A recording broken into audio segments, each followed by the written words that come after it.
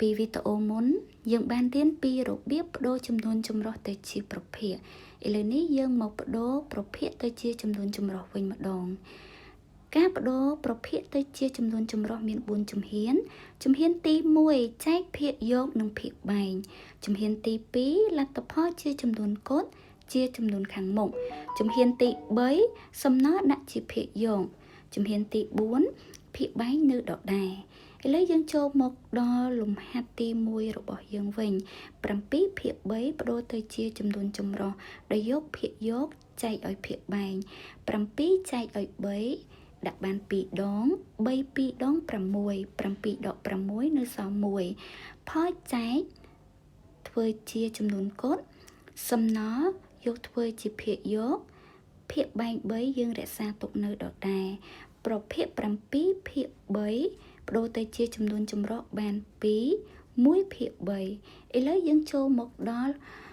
លំហាត់ទី2របស់យើងវិញយើងមានប្រភេទ16ភាគ5ដែលយកភាគយកចែកឲ្យភាគបែង16ចែកឲ្យ5ដាក់បាន3ដង5 3ដង15 16ដក15សំណល់1ផលចែកជាចំនួនកូដសំណល់ដាក់ជាភាគយកភាគបែង5យើងរក្សាទុកនៅដដែលប្រភេទ16ភាគ5បដូរទៅជាចំនួនចម្រុះបាន3 1ភាគ5ឥឡូវយើងចូលទៅដល់លំហាត់ទី2ទី3និងទី4របស់យើងវិញម្ដងយើងមានប្រភេទ5ភាគ2បដូរទៅជាចំនួនចម្រុះដោយយក5ចែកឲ្យ2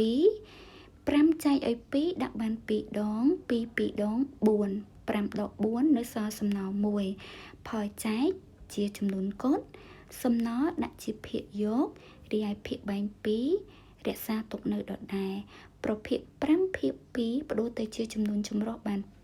2 1ភាគ2លំហាត់ទី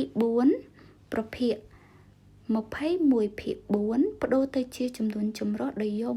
21ចែកឲ្យ4 4 5ដងស្មើនឹង20 21ដក20នៅសល់សំណល់1ផលចែកដាក់ជាចំនួនកូដសំណល់ដាក់ជាភាគយករីឯភាគបែង4យើងរក្សាទុកនៅដដែលប្រភេទ21ភាគ4បដូរទៅជាចំនួនចម្រុះបាន5 1ភាគ4ឥឡូវយើងចូលទៅដល់លំហាត់ទី5និងលំហាត់ទី6របស់យើងវិញម្ដងលំហាត់ទី5ប្រភេទ11ភាគ3បដូរទៅជាចំនួនចម្រុះដោយយកភាគយកចែកឲ្យភាគបែង11ចែកឲ្យ3ដាក់បាន3ដង3 3ដង9 11ដក9នៅសល់2ផលចែក3ជាចំនួនកូដសំណល់2ជាភាគយករីឯភាគបែង3យើងរក្សាទុកនៅដដែលប្រភេទ11ភាគ3បដូរទៅជាចំនួនចម្រុះបាន3 2ភាគ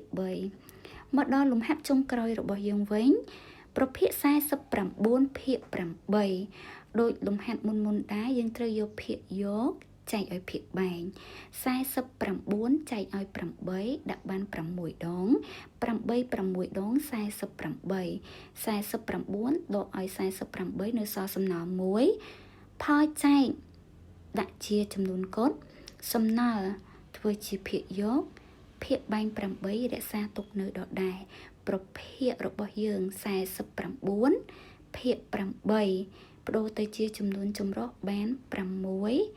1ភាគ8សូមជួយចុច like ដើម្បីបានវីដេអូនិងលំហាត់គណិតវិទ្យាថ្មីៗបន្តទៀត